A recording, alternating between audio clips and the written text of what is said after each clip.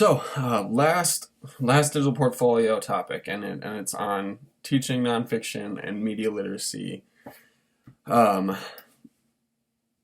and the three most my three most important takeaways for this week in the text about meaningful integration. Um, so my first thing is we want to talk about the story of Clara Colvin and Twice Towards Justice, as we read. First off, amazing book, and it gives a wonderful perspective of the busing protests, transportation protests, with Rosa Parks in Alabama, and that is,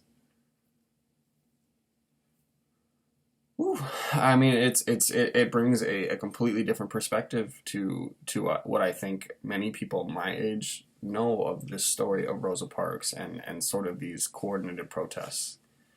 And I would say that for me growing up, the story of Rosa Parks seems like a one-off thing, right?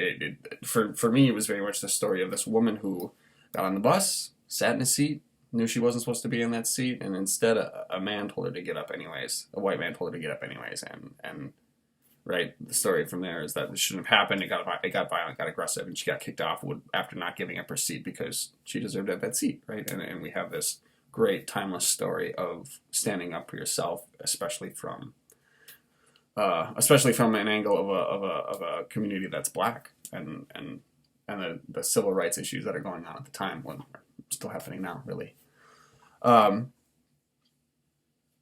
I think what my biggest takeaway from this is, outside of sort of now having another piece of information to the story of Rosa Parks, is that media literacy means that you have to stay up to date. You have to keep up. Things are changing and new information is always coming out, and it's an incredibly important skill to be able to know how to discern what is for you, what's not for you, what's good for you, what's bad for you, what enforces negative stereotypes, and I think that comes from just exposure in general, and understanding that every time you give exposure to something, whether it's good or bad, that you are giving exposure to it. Every time Donald Trump tweets something, right, you get a million people that retweet that, and you get a million people that are retweeting it, and half of them are like, oh my God, Donald Trump, Lord and Savior, and you get the other half of the people that are like, oh my God, Donald Trump, how could you ever do this, right? But the fact remains the same, is that everybody hit that retweet button, and it went everywhere, and it got exposure, and that's how it happened. And when we look at something like the story like Rosa Parks, right, we've got the one story that it goes, and we've got Martin Luther King, and we have his stories, and it's this well-intentioned advocate for black civil rights came out here, did his thing, and that was the end of it. And it's not, right? We have millions of bits of information. We have hundreds of stories since the 60s with Clara Colvin and MLK and Rosa Parks, and we need to realize that's not where it ends, right? Media literacy is giving students the skill that this isn't where it ends. Take it further. Where's the intersectionality in this? How do these things come together? How do these things act together? How do they react upon each other? We're seeing all these things, and we're seeing the effects of them, right? Things that happened 50 to 40 years ago are having, and we're a case study in the thing and the effects from that, from anything that's happened media wise. And then now we're deep in the thick of it of working towards a media literacy that now incorporates things that are digital, or has to incorporate things that are digital. You can't get away from it anymore. And so now we're looking at, how do we teach students these tools to navigate through that and wade through that? So I think then what my last topic, or my last key takeaway then, is going to be, and it's going to be from the readings of Moral and the Critical Media Pedagogy. And I cannot stress enough how much you need to ground your lessons in authenticity.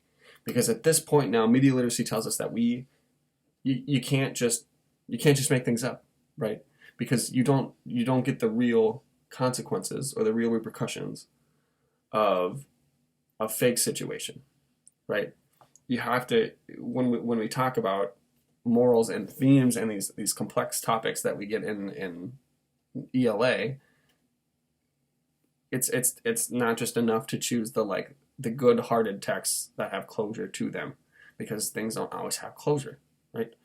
These very serious situations in our lives, when we look at the Claudia Colvin story, when we look at her story, right? Like, she had lawyers coming to defend her, and I don't just mean like lawyers, because if you go to court, you hopefully have a lawyer. I mean high-profile lawyers, coordinated sit-ins and coordinated protests, and the court case was all part of this movement to bring things back, and people knew it, right? And that's a level of literacy that you might not otherwise understand if it was never taught to you, right? It wasn't just a one-off, somebody got up and said, I'm an American, this is my right, you can't take this from me, I helped build this country. It's more along the lines of, no, this person was an American, and it took an entire concerted effort to get this woman her freedom and not be put in jail, especially if she was a young teen that was beaten up on a bus. And these heavy things, these very important details that stress exactly how bad things could have been and exactly how bad things can be, are important takeaways that we teach our kids. So when we're teaching things from a critical standpoint, from a media literate standpoint, we have to make sure that we are always giving students the opportunities to see what can really happen. I know it's not always a comfortable topic. Sometimes it is, sometimes it's not, but I would say more often it's not. But these are the topics, these controversial topics are the ones that develop and grow our students' mastery over these heavy, heavy social situations and their role in them. So thank you so much for reading the rest of my blogs and things if you have. Thank you so much for listening to me on this video and the last one. I appreciate the feedback and look forward to engaging with you some more.